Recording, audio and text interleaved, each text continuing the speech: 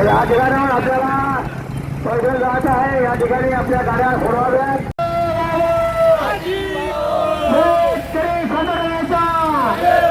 शेतकरी संघटनेचा शेतकऱ्यांच्या मालाला राष्ट्रभाव, शेतकऱ्यांच्या मालाला राष्ट्रभाव.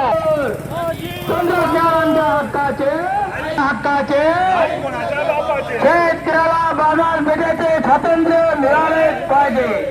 शेतकऱ्याला बाजारपेठेचे स्वातंत्र्य, शेतकऱ्याला बाजारपेठेचे स्वातंत्र्य. जिंदाबाद जिंदाबाद जिंदाबाद जिंदाबाद.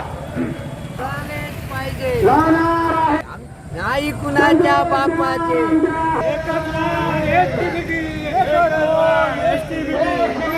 स्वातंत्र्य स्वातंत्र्य तंत्रज्ञानाच्या हक्काचे स्वातंत्र्य लावणार आहे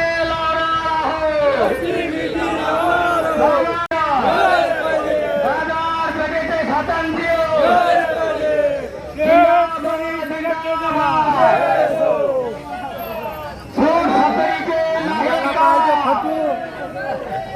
एसटीबीटी काबूलच्या एकच वाण, सोसायटीचे नाही का. शेतकऱ्याला बाजारपेठेचे स्वातंत्र्य, शेतकऱ्याला बाजारपेठेचे स्वातंत्र्य. तंत्रज्ञान आमच्या हक्काचे, तंत्रज्ञान आमच्या हक्काचे. लावणार आहे लावणार आहे लावणार आहे लावणार आहे. गेली अनेक वर्ष शेतकऱ्यांना तंत्रज्ञानाचे स्वातंत्र्य मागते आहे, परंतु सरकार अजून ते द्यायला तयार नाही. मित्रहो, तंत्रज्ञानामुळे काय होते, तंत्रज्ञानामुळे शेतकऱ्यांचा काय फायदा होतो, शेतकऱ्यांचं किती त्यामध्ये त्याची खर्चामध्ये बचत होते, हे मी तुम्हाला एका अनुभवावरून सांगतो आहे. मित्र हो, मी तुपटाकळी गावचा शेतकरी आहे. माझ्या गावात मागील 4 वर्षापासून संपूर्ण गावामध्ये एसटीबीटी कापसाची लागवड होते आहे. हे अगदी बंदी वगैरे सगळं झुगारून आम्ही एसटीबीटी कापूस संपूर्ण गावात लावतोय. दुसरं एक गाव माझ्या बाजूलाच, माझं गाव मोठं आहे, ते गाव छोटं आहे आणि त्याही गावामध्ये 100% एसटीबीटी कापसाची लागवड होते. चमत्कार असा आहे, एसटीबीटी कापसामुळे शेतकऱ्यांचं कापसाचं उत्पादन तर वाढलेलंच आहे, परंतु आपण विज्ञान युगामध्ये राहतो, पाषाण युगामध्ये काही राहत नाही. आणि अजूनही आम्ही शेतीच्या आंतरमशागतीसाठी जर महिलांचाच वापर करतो आहे, तर महिलांना आपण गुलाम म्हणून किती दिवस ठेवणार आहोत. महिलांची गुलामगिरी संपणार आहे, त्यांचा त्रास वाचणार आहे. शेतीमध्ये निर्णय कष्ट दुसरं कशाचं नाही. निंदाला काय त्रास होतो हे त्या मायमावड्यांनाच माहिती आहे. आणि याच्यामुळे रोजगार वगैरे काही बुडत नाही. ज्या दिवशी पाऊस असतो त्या दिवशी एरवी रोजगार शेतीमध्ये नसतोच. आणि यवतमाळ जिल्ह्यामध्ये तर मोठा चमत्कार आहे. यवतमाळ जिल्ह्यामध्ये जवळपास जवळपास 5.5 लाख हेक्टरवर कापसाची लागवड होते आणि यवतमाळ जिल्हा हा शेतकरी आत्महत्यासाठी जगप्रसिद्ध जिल्हा आहे. जगामध्ये सगळ्यात जास्त कापूस उत्पादकाच्या आत्महत्या ह्या यवतमाळ जिल्ह्यामध्येच होत आहेत. मी हे विश्लेषण एवढ्यासाठी करतो की या तंत्रज्ञानामुळे काय होणार आहे. मित्र हो, माझ्या गावची कापसाची उत्पादकता ही गेली अनेक वर्ष जिथपर्यंत बिझी टू होतं तोपर्यंत केवळ 5,000 क्विंटलची होती. माझ्या गावामध्ये जवळपास 4,000 एकरवर कापूस लागतो. फक्त आणि फक्त 5,000 क्विंटल आमच्या गावात कापूस पिकाचा बिझी टू असेपर्यंत. आणि आता जेव्हा आम्ही एसटीबीटी कापूस लावतो त्या दिवशी माझ्या गावची कापसाची उत्पादकता ही 20,000 क्विंटल पासून 25,000 क्विंटल पर्यंत गेली. आम्हाला दुसरं काहीच पाहिजे नाही. तुमची कर्जमुक्ती पाहिजे नाही, तुमची कर्जमाफी पाहिजे नाही. शेतकऱ्याला 2 गोष्टी द्या. शेतकऱ्याला क्रमांक 1 त्याला तंत्रज्ञानाचे स्वातंत्र्य द्या आणि त्याला बाजारपेठेचे स्वातंत्र्य द्या. तो त्याचा शेतीमाल प्रोसेसिंग करून विकणार आहे, अजून दुसऱ्या जिल्ह्यामध्ये नेऊन विकणार आहे, दुसऱ्या राज्यामध्ये नेऊन विकणार आहे, दुसऱ्या देशामध्ये जाऊन विकणार आहे, तो अधिकार त्याला असू द्या. तेव्हा आपले बरेच वक्ते बोलणार आहे. मी ही ग्राउंड रियालिटी माझ्याकडे सांगायची जबाबदारी होती की या तंत्रज्ञानामुळे महिलांचा त्रास कमी होणार आहे, शेतामधला कापसाचं उत्पादन वाढवणार आहे, शेतकऱ्यांचा खर्च कमी होणार आहे. आता यामध्ये नवीन ज्या गोष्टी आहेत त्या आपल्याला आमच्या यवतमाळ जिल्ह्याचे परंतु जे उद्योजक आघाडीचे प्रमुख आहे महाराष्ट्राचे ते विजूभाऊ निवल हे यापुढील सगळ्या बाबी आपल्याकडे मांडतील अशी मी त्यांना विनंती करतो. पंतप्रधानांनी घोषणा केली की खाद्यतेलाचा वापर कमी करा.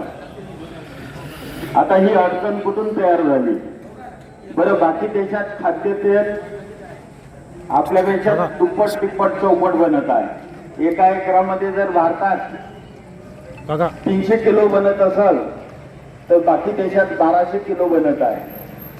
आणि याचं उत्तर आपण इथं उपस्थित असणारे सर्व शेतकरी आम्ही पंतप्रधानाला आवाहन करतो की तुम्ही एसटीबीटी सोयाबीन द्या, एकरी 30 क्विंटल पिकते. तुम्ही मका द्या, भारतात मका 17 क्विंटल पिकते, तिथं 88 क्विंटल पिकते. भारतामध्ये कापूस 4 आणि 5 क्विंटल कापूस पिकते गोलघाट टूचा, इतर देशात 20 क्विंटल पिकते. आणि आता त्यांनी सांगितलं की तूप टाकळी किंवा चिचपत्रासारख्या गावात 10 क्विंटल पर्यंत उत्पादन सहज मिळत आहे. आणि यवतमाळ जिल्ह्यामध्ये सगळ्यात जास्त एसटीबीटी लागणारा एरिया दिग्रस तालुका आहे. यवतमाळ जिल्ह्यात 16 तालुके आहेत. 16 तालुक्यापेक्षा दिग्रस तालुक्याची आता उत्पादकता 1.5 झालेली आहे. आणि ज्या गावात एसटीबीटी लागते त्या गावात 4 झालेली आहे. साहजिकच आहे की इथलं सामाजिक समीकरण जे आहे, आर्थिक समीकरण जे आहे ते असं लक्षात येत आहे की उत्पादकता वाढल्यामुळं दिग्रस मधल्या बऱ्याचशा कृषी केंद्राच्या उधाऱ्या बंद झाल्या. लोक नगदीमध्ये व्यवहार करायला लागले. लोक मोटरसायकल, गाड्या, घोड्या, शिक्षण, लग्न, पाणी व्यवस्थिशीर करत आहे. म्हणजे साहजिकच आहे ज्यांनी तंत्रज्ञानाचा वापर करून शेती केली ती जोर जबरदस्तीनं का असेना आपल्या तालुक्यात आपल्या दबावानं का असेना, कारण परिस्थिती अशी आहे. मागच्या वर्षीच्या एसटीबीटीच्या आंदोलनानंतर आम्ही 4 जण, मी, राजू जोटिंग, मिलिंद भाऊ दामले आणि अण्णा, वर्ष झालं पर्यावरण मिनिस्टरला, तुमच्या कृषी मंत्र्याला भेटण्याचा प्रयत्न केला. भेटही झाली परंतु थातूर मातूर उत्तर देण्यात आली आहे. आणि तुम्हाला सांगतो एसटीबीटी हा काही शेवटचा पर्याय नाही आहे. एसटीबीटी नंतर आणखीन 2 जिन आलेले आहे. आपण BG2 सरकारनं परमिशन दिली आहे, पण गुजरातमध्ये BG7चं पुढच्या वर्षी बियाणं बनत आहे. BG7 मध्ये काय आहे, तुम्हाला जवळजवळ एकही फवारा मारायचं काम नाही आहे. म्हणजे आपण आपल्या समाधानासाठीच फवारे मारणार आहे. म्हणजे थ्रिप्स कंट्रोल, पांढरी माशी न येणारं, मावा तुडकुळे न येणारं बियाणं तिथं तयार आहे. सरकार पुढचे 10 वर्ष परमिशन देते नाही देत, परंतु आपल्याला शेतकरी संघटना याच्यासाठी मजबूत करायची आहे की आपण दबाव आणून हे बियाणं तुमच्या शेतात लावलं तर तुमचं जीवनमान सुधारणार आहे, तुमचं उत्पादन खर्च कमी होणार आहे, तुमच्या शेतात तुम्ही सन्मानानं जगणार आहे. आज इथं आपण त्या आलेलो आहोत, 40-50 वर्ष वयावरीलच 90% शेतकरी आहे. परंतु पुढची पिढी जर शेती घ्यायची असेल, नाहीतर आपले मुलं मुंबईत जाते, तिथं 14,000 कोणी वेटरचं काम करत आहे, कोणी लाजवर साफसफाईचं काम करत आहे, कोणी कोणत्याही कामात आहे. परंतु जर शेतीमध्ये जर पैसा मिळाला तर हे सगळे मुलं इथं येऊन शेती करायला लागतील, आपल्या आईबाबापाशी राहतील, त्याला सन्मान मिळेल, त्यांचे लग्न होतील, अशी परिस्थिती तयार होईल. आमच्यापाशी एक अक्षय महाजन नावाचा आपला युवा आघाडीचा यवतमाळ जिल्ह्याचा अध्यक्ष आहे, त्यांना आपल्याला त्याचे मनोगत व्यक्त करू द्यायचे आहे. तर मित्र, इतर देशापेक्षा आपला उत्पादन खर्च आजही दुप्पट आहे. म्हणजे अमेरिकेत जर जेवढं उत्पादन होते त्याच्यापेक्षा अर्धच उत्पादन आजही भारतात आपल्या देशात होत आहे. जर इतर देशासारखं जर उत्पादन जर दुप्पट झालं तर आपला नफा 50-40 वाढणार आहे. म्हणजे तोच पैसा तुमच्या खिशात येणार आहे आणि तोच पैसा दिग्रजच्या कापड दुकानदार असो की मोटरसायकलवाला असो की रंगवाला असो की वीटवाला असो की गजवाला असो याच्या खिशात जाणार आहे. म्हणजे दिग्रजची इकॉनॉमी सुधारायची असेल तर, आणि हे सांगतो मी की पुढचे दिवस शेतकरी संघटित झाल्याशिवाय सरकार जागेवर येणार नाही. सरकार कर्मचाऱ्याला ऐकते पण आपल्याला ऐकत नाही, कारण ते संघटित आहे. आपण एकत्र इथं एवढं आल्यावरच आपल्याला एसटीबीटीची लागवड करणं सोयीचं होणार आहे, सुकर होणार आहे. प्रशासनावरही दबाव येणार आहे, लोकप्रतिनिधी सुद्धा आपली बाजू बोलणार आहे. संसदेमध्ये आपल्या खासदारांनी मांडलं, आपले पालकमंत्र्यांनी सरळ सांगितलं शेतकऱ्याला जे पुरते एसटीबीटी वाल्याला त्रास देऊ नका. याचा अर्थ काय, जसे जसे आपण संघटित होऊ तशी तशी आपली शेती सुकर होणार आहे. तुम्हाला नाहीतर जर तुम्ही एकटे चोरासारखी जर आपण हे केले धंदे तर आपल्याला चोर म्हणूनच पोलीस नेणार आहे. म्हणून माझी विनंती आहे की पुढचे काळात शेतकऱ्याची संघटना मजबूत करा. शेतकऱ्याची संघटना मजबूत झाली, तंत्रज्ञान तुम्ही वापर करू शकला तर देशाला नक्की स्वातंत्र्य मिळेल, तेलाचाही प्रश्न मिळेल. कारण पेट्रोलला पर्याय मका आहे. तुमच्या पोल्ट्री फार्मला किंवा तुमचं मांस जर निर्यात करायचं असेल पोल्ट्री फार्मचं तर तुम्हाला DOC स्वस्त तयार करायची असेल तर सोयाबीनची सुद्धा मागणी करायची आहे. 22 पिकात हे तंत्रज्ञान आलेलं आहे. 5 रुपये किलोनं वांगे लावले, एसटीबीटी जर वांग आलं ना 500 क्विंटल वांग पिकते. 5 रुपयाने केलं तरी 2.5 लाखाचं होऊ शकते. एका एकरात कोरडवाहू मध्ये जवळजवळ 1.25 ते 1.5 लाखाचं पीक होणार आहे. त्यामुळं साहजिक आहे तुमची आर्थिक परिस्थिती सुधारणार आहे, उत्पादन खर्च कमी होणार आहे. 1 रुपया लावला तर 10 रुपये तुमच्या शेतात होणार आहे. त्याच्यासाठी तंत्रज्ञान सगळ्यात महत्वाची गोष्ट आहे. आणि तुम्ही आज जरी इथं एकत्र आला पण सातत्यानं तुम्ही शेतकरी संघटनेचं एसटीबीटी ग्राम प्रत्येकानं आपापल्या खेड्यात लिहा, म्हणजे आपले लोकप्रतिनिधी आणि प्रशासनाला कळणार आहे की कशा पद्धतीनं या लोकांना काय पाहिजे आहे.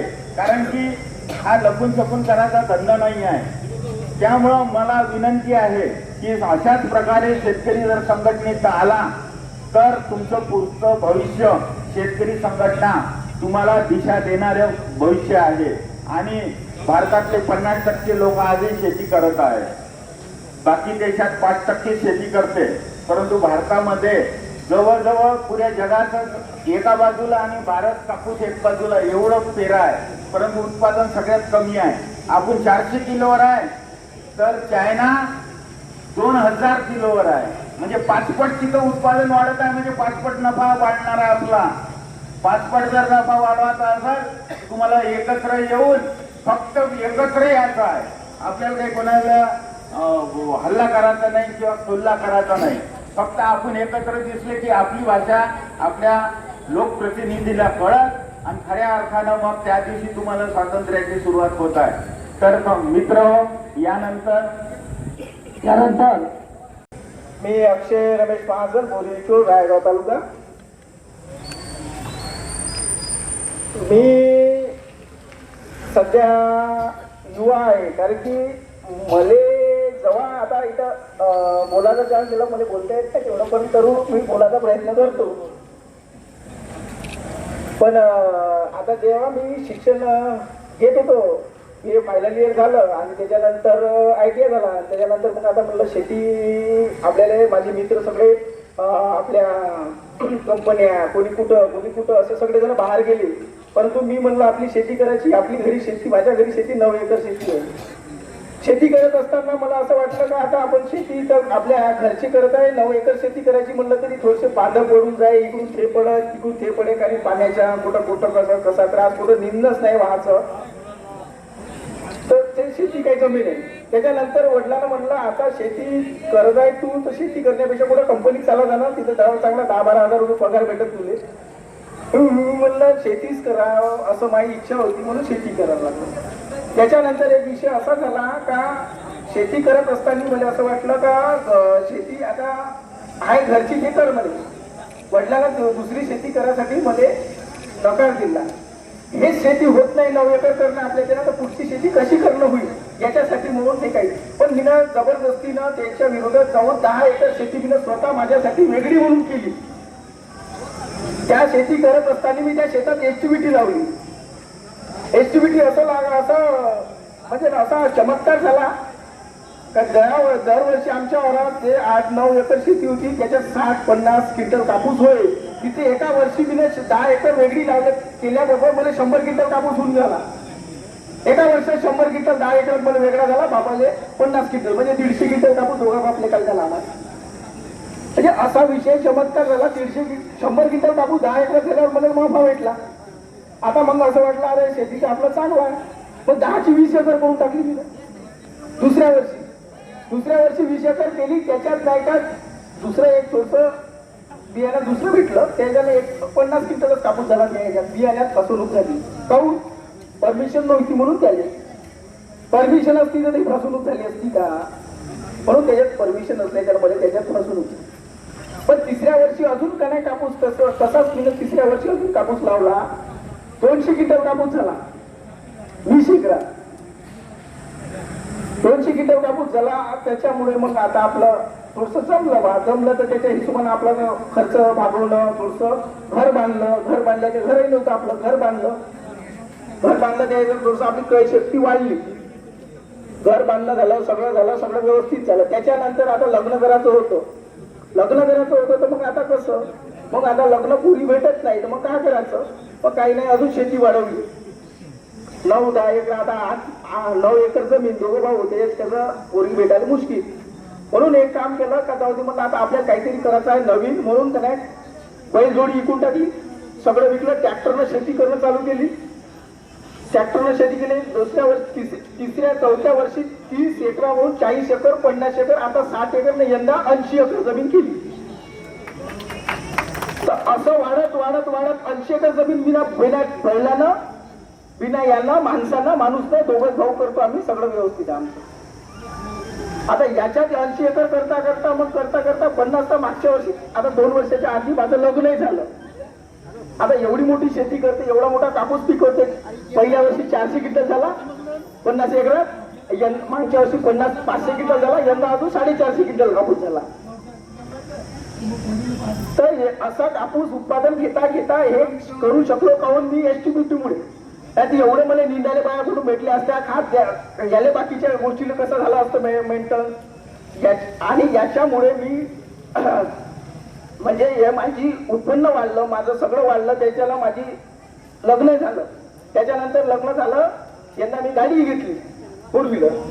म्हणजे असा त्याच्याविषयी माझे मित्र जे आहे कंपनीचे अजून कंपनीतच त्याचा कार्यक्रम चालू आहे. पण मी इकडे वळल्याच्याला माझा आता ह्या तंत्रज्ञानाच्या हिशोबानं माझा वाला विषय वेगळा झाला. तर असं एक आता मी आहो माझ्या गावात पूर्ण आमच्या गावातले मुलं माझ्या बॅचचे सगळे जण पोरी इचो एसटीबीटी ग्राम म्हणून आमच्या गावात बोर्ड लावला आहे. आणि आमच्या गावात पूर्ण गाव 80% लोक पूर्ण एसटीबीटी लावते. आणि त्याच्यात आमच्या बॅचचे मुलं जे आहे ते सगळे जण शेतीत वळले कायच्यामुळे. आणि सगळ्यापाशी कोणापाशी 20 एकर, कोणापाशी 30 एकर, कोणापाशी 50 एकर, कोणापाशी 40 एकर अशा सगळ्या शेत्या व्हायची पूर्ण. म्हणजे असं खाली नाही कवा बोलायला त्या गोष्टीचा त्याला तंत्रज्ञानाचं स्वातंत्र्य भेटलं. त्याला त्याच्यात स्किल डेव्हलप करायचं हे भेटलं, प्लॅटफॉर्म भेटला शेतकरी संघटना. त्याच्यामुळे हे सगळं शक्य झालं. म्हणून म्हणतो सरकारले मी या निमित्तानं सांगू इच्छितो का शेतकऱ्याच्या मुलाले शेतीमध्ये काम करण्यासाठी आणि नवीन नवीन प्रयोग करण्यासाठी नवीन नवीन तंत्रज्ञान हे शेतीत यावं एवढीच मी सगळ्या संघटनेच्या आणि मुलांच्या वतीने मी विनंती करतो आणि माझे 2 शब्द सांगितले. जय हिंद, जय भारत. नमस्कार शेतकरी भावांनो. या तंत्रज्ञान स्वातंत्र्याच्या आघाडीचे नेते मिलिंद दामले भाऊ, विजय भाऊ निवल, दीपक अण्णा आनंदवार या सर्व मंडळींनी, राजू भाऊ, दिल्लीचे उंबरठे झिजून तुमच्यासाठी एसटीबीटीचं स्वातंत्र्य मिळायला पाहिजे म्हणून गेल्या 6 महिन्यापासून रात्रंदिवस झगडत आहेत. याच अनुषंगानं माहूर येथे तंत्रज्ञान स्वातंत्र्यासाठी एक दिवसाचं अधिवेशन झालं. त्या अधिवेशनातून याची मुहूर्तमेढ रवली आणि महाराष्ट्रभर याचा वनवा पेटत आहे.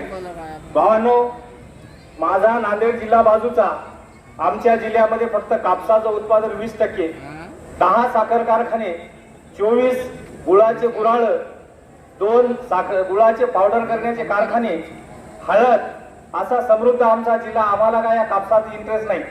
पण विजू भाऊच्या नादाने गेल्या 4-5 वर्षापासून मी आमच्या जिल्ह्यामध्ये काही कापसाच्या भागामध्ये एसटीबीटी कापूस लागवड करायला लोकांना भाग पाडलं आणि योगायोगानं खूप चांगल्या पद्धतीनं उत्पन्न आलं. पण ऊस उत्पादकांची सरकार हे शेतकऱ्याचं दुश्मन आहे. सरकार जरासा शेतकरी वळवळ करायला लागला की त्याची जिरवायला ताबडतोब तयार होते. यावर्षी आमच्या ऊस उत्पादकाची पुरी जिरवण्याचं षडयंत्र सरकार रचलं. एक तर कारखान्यामध्ये काटामारी आहे, साखरेचा उतारा कमी आहे आणि त्याच्या पुढे जाऊन जानेवारी महिन्यापासून अजून ऊसाचे बिलं दिले नाहीत. तुमच्या यवतमाळ जिल्ह्यातला कारखाना मांगुळचा गेल्या नोव्हेंबर महिन्यापासून ऊसाचे बिलं काढले नाहीत. म्हणजे आमच्या ऊस उत्पादकाची सरकारनं पुरी जिरवली. तिकडं नाशिक जिल्ह्यामध्ये द्राक्षवाल्याची, कांदावाल्याची जिरवली. निसर्गानं आपल्याला शेतकऱ्याला वेगवेगळ्या विभागण्या केल्यात, आपल्या वाटणी केली. कांदावाला म्हणतो कापूसवाल्यासाठी भांडायला कशाला जायचं, ऊसवाला म्हणतो सोयाबीनवाल्यासाठी कशाला जायचं, सोयाबीनवाला म्हणतो मी हळदीवाल्यासाठी कशाला भांडायचो. भावांनो, सगळे आपण शेतकरी आहोत. एकाच जात्यामध्ये सरकार आपल्याला भरगत आहे. जोपर्यंत शेतकरी संघटित होत नाही तोपर्यंत आपलं दारिद्र्य संपणार नाही. आपल्या शेतकऱ्यांच्या कुटुंबातल्या गाव परत प्रत्येक गावात आज 50 मुलं बायको करून तरसत आहेत, बायका मिळत नाहीत.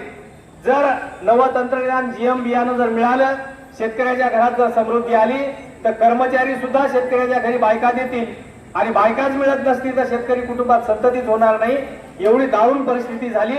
आज शेतकऱ्यांनी डोळे उघडायला पाहिजेत आणि संघटनेच्या झेंड्याखाली येऊन तंत्रज्ञानाच्या स्वातंत्र्यासाठी लढायला पाहिजे. एसटीबीटी जर आला तर शेतकऱ्याला समृद्ध होणार आहे, शेतकऱ्याच्या घरात लक्ष्मी येणार आहे आणि शेतकरी सुखी होणार आहे. भावांनो, याच्यासाठी या एसटीबीटी तंत्रज्ञानाच्या आंदोलनात जास्तीत जास्त गावागावातल्या शेतकऱ्यांनी सहभागी व्हावं आणि हे आमचं स्वातंत्र्य आहे म्हणून आपल्या शेतात एसटीबीटी कापसाची लागवड करावी. गुजरात सारख्या राज्यामध्ये सरसगट एसटीबीटीची लागवड आहे. महाराष्ट्र सरकारनं बंदी आणली, त्या बंदीला झुगारून आम्ही हे बियाणं आज तहसीलदार साहेबांना देत आहोत. मागत नाही तर देत आहोत. हे बियाणाची लागवड करा आणि त्याचे परिणाम आम्हाला सांगा. धन्यवाद. इथंच थांबतो. जय हिंद, जय महाराष्ट्र. सगळ्यात प्रथम शेतकरी संघटनेचा विजय असो आणि सगळ्यात महत्वाचं आज हा कार्यक्रम इथे घ्यायचं महत्वाचं कारण मी दिग्रस तालुक्यातल्या सर्व एसटी कापूस उत्पादक शेतकऱ्यांचं अभिनंदन करतो. त्यांनी ही दिशा दाखवली म्हणून आज आपण हे कापसाचं बियाणं तहसीलमध्ये घेऊन आलेलो आहे. हे तहसीलमध्ये आपण बियाणं एवढ्यासाठीच आणलेलं आहे की आपण हे तहसीलदार साहेबांना देतो आहे आणि त्यांना सांगणार आहे की हे बियाणं तुम्ही पेरा, तुम्ही तुमच्या शासकीय जमिनीवर पेरा, कृषी विद्यापीठात पेरा, कृषी विज्ञान केंद्रात पेरा आणि अनुभव घ्या की या बियाण्यामध्ये या बियाण्याचं उत्पादन, एकरी उत्पादन हे अमेरिकेपेक्षाही जास्त आहे. आज या दिग्रस परिसरातील अनेक शेतकऱ्यांना एकरी 15 क्विंटल कापसाचं उत्पादन झालेलं आहे, परंतु अमेरिकेतल्या शेतकऱ्याचं उत्पादन एकरी 10 क्विंटल आहे. आपण त्याच्या मागे नाही. दुसरी गोष्ट महत्वाची हे सांगायची की आपल्या देशामध्ये कापसाचं इरिगेशनचं क्षेत्र एकूण कापसाच्या क्षेत्रापैकी 36% आहे, तर अमेरिकेत फक्त 37% आहे. म्हणजे फार काही फरक नाही आहे. त्याच्यामुळे मुळात कापूस हे कोरडवाहू पीक आहे, आपल्याकडे सिंचन नाही म्हणून आपण त्याच्यावरती खूप काही उहापोह करू नये. कारण आपला इथे 4 महिने व्यवस्थित पाऊस पडतो आणि हा जो 4 महिन्याचा जो पाऊस पडतो याच्यासाठी आपल्याला कापूस सरीवरंब्यावरती लावावा लागतो. दुसरा प्रश्न, आपल्याकडे आपल्या जमिनीचा pH 8 पेक्षा जास्त आहे, त्यामुळे आपल्याला आधी सगळ्यात आधी गंधक पेरावं लागतं. आता इथे सगळ्या दिग्रस तालुक्यातल्या सगळ्या शेतकऱ्यांनी कापसाची उत्पादकता इतकी जास्त वाढवलेली आहे की त्यांच्यापुढे उत्पादन कसं घ्यायचं हे सांगणं मूर्खपणा आहे. मी या सगळ्या शेतकऱ्यांना अभिवादन करतो आणि थांबतो. आता आपण निवेदन देऊ, त्यांना बियाणं देऊ आणि त्यांना विनंती करू की तुम्ही बियाणं पेरा आणि अमेरिकेपेक्षा जास्त उत्पादन घ्या. धन्यवाद.